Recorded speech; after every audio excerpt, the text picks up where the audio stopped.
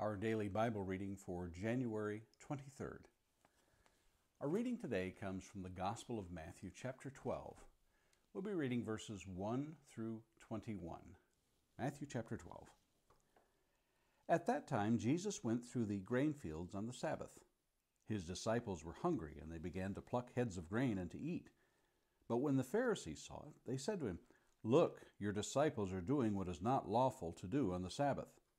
He said to them, "Have you not read what David did when he was hungry, and those who were with him? How he entered the house of God and ate the bread of the presence, which is not lawful for him to eat, nor for those who were with him, but only for the priests? Or have you not read in the law how on the Sabbath the priests in the temple profane the Sabbath and are guiltless?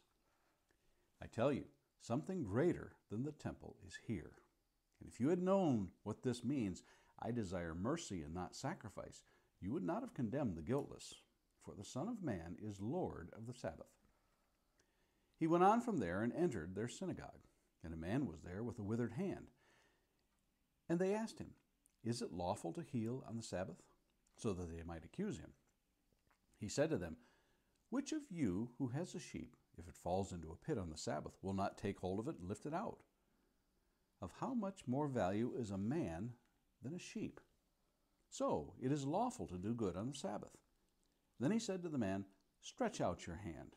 And the man stretched it out, and it was restored, healthy like the other.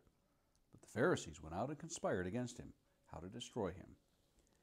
Jesus, aware of this, withdrew from there, and many followed him, and he healed them all, and ordered them not to make him known.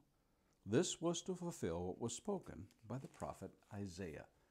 "Behold, my servant whom I have chosen, my beloved with whom my soul is well pleased. I will put my spirit upon him, and he will proclaim justice to the Gentiles. He will not quarrel or cry aloud, nor will anyone hear his voice in the streets. A bruised reed he will not break, and a smoldering wick he will not quench, until he brings justice to victory. And in his name the Gentiles will hope." A few thoughts for today.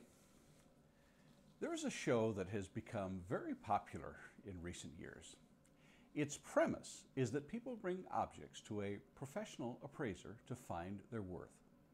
Some of these are little more than trinkets thought to be of small value by others, yet in fact are worth a great deal of money. In some cases are rare finds worth small fortunes. The best part of the show for many people is when the person is told how valuable their possession is and the look of shock on their faces. Finding real treasures in life is an unexpected and rare treat for some fortunate few. Rarely will we realize a treasure when we see it. Only when some things are shown in light of their rarity or their background will they realize their true worth.